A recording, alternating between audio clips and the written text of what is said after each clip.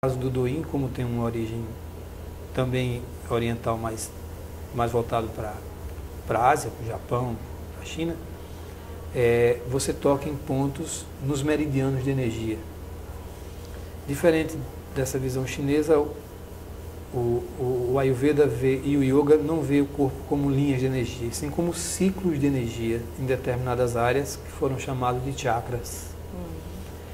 E existem dutos energéticos que interligam esses centros de energia, chamados de nadis, e esses nadis, vamos por analogia, seriam artérias que ligam o corpo energeticamente, passam pelos órgãos.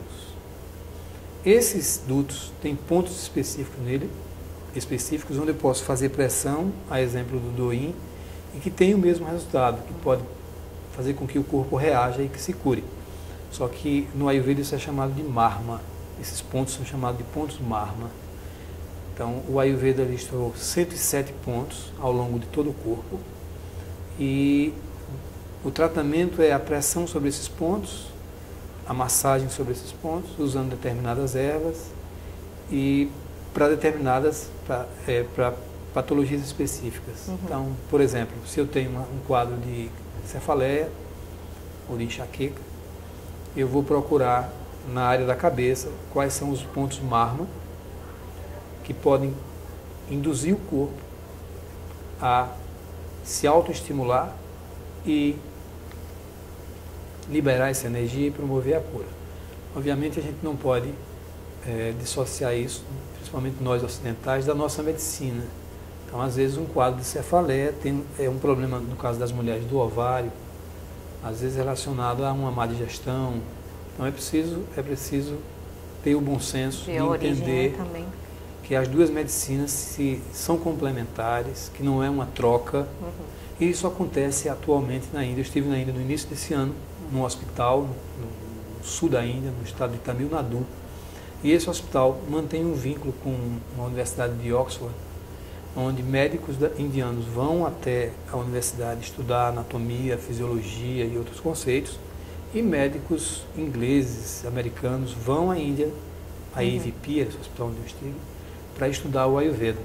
De tal forma que essa troca, né? esse preconceito, essa bobagem de que uma coisa nada tem a ver com a outra, ainda existe na cabeça de algumas pessoas, mas o que existe de mais novo no mundo não aponta nessa direção.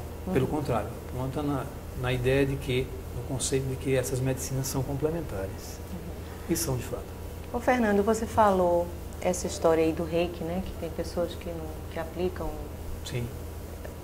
Nessa hora de você procurar um profissional realmente que aplique, que você possa confiar, é complicado, né? Na verdade, nós não temos, inclusive, existe, se não me falha a memória, uma lei no Congresso, que como muitas outras está em stand-by, não se sabe até quando, que regulamente esse profissional, que regulamente essa escolha do ponto de vista da lei, que seria uma referência também.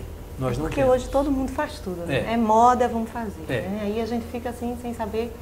Inclusive prejudica os profissionais mais sérios, porque, a exemplo do reiki, tem pessoas que têm uma busca espiritual no reiki, que são praticantes, que são estudiosos, que já estão nessa prática há muitos anos, e tem pessoas que fazem um curso de final de semana e na segunda-feira já com o consultório aberto. Né? Então, infelizmente, nós não temos leis que regulamentem isso, mas, então, por causa disso, nós usamos duas referências. Uma é a indicação, isso é muito importante. Eu acho que a própria pessoa, né? Ela vai ver que aquilo não é. Mas às vezes ela não percebe porque ela não tem os parâmetros. Porque é uma cultura, alguns conceitos são tão distantes da nossa cultura, dos nossos hábitos. Que não tem como saber se é por ali mesmo ou não é, né? Você não tem os parâmetros, entende? Então, a indicação é você ter alguém que tenha feito mais de uma vez e que tenha ficado satisfeito, que tenha tido um resultado real, palpável, um fato. E procurar saber também qual a formação daquele profissional. Ainda que seja uma formação holística, mas por quantas escolas ele passou, quanto tempo faz que ele está nessa praia, Isso está ocorrendo muito também com Pilates, né? Sim. Pilates, todo mundo está fazendo Pilates hoje. Que é muito importante também.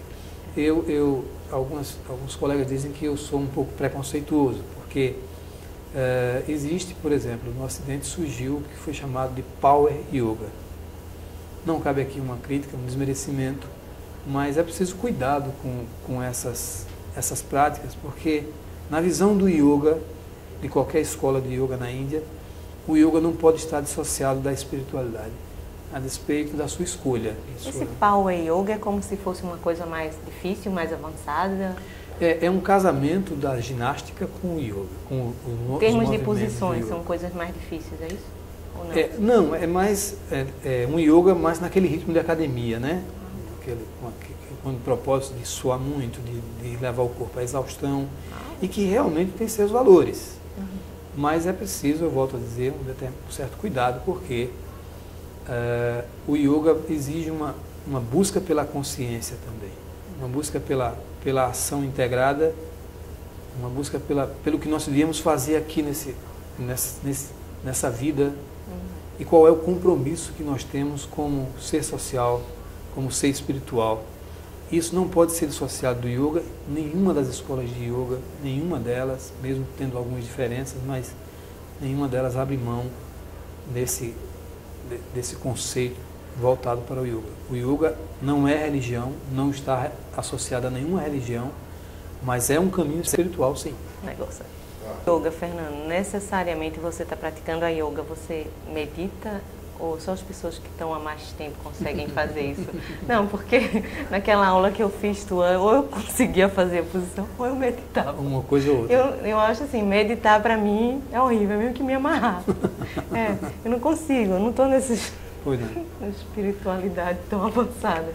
Na verdade, Tassiana, não existe a quebra de um paradigma. A ideia de meditação chegou no Brasil pela MT, pela meditação transcendental, que é maravilhosa e que é um grande instrumento. Mas é preciso entender que existem outras técnicas e outras formas de meditação. Para isso é preciso haver a quebra de um paradigma, que é a ideia de meditação. Do que é meditação? De um modo geral, não relacionado à MT propriamente, mas as pessoas têm a ideia de que meditar é sentar quieto num canto e acender um incenso e colocar determinada música e aí eu faço um convite. Meditação não é isso. Meditação é tudo que eu possa fazer estando absolutamente presente. Não, mas você não tem a obrigação de não pensar em nada? Veja só, se você, por exemplo, você tem filhos? Sim.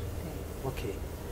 Você deve lembrar dos seus filhos pequenininhos, amamentando e tal. Minha esposa diz que a época da amamentação é algo muito precioso. De maneira que quando você está com seu filho no colo amamentando, como dizem de maneira popular, o mundo não existe.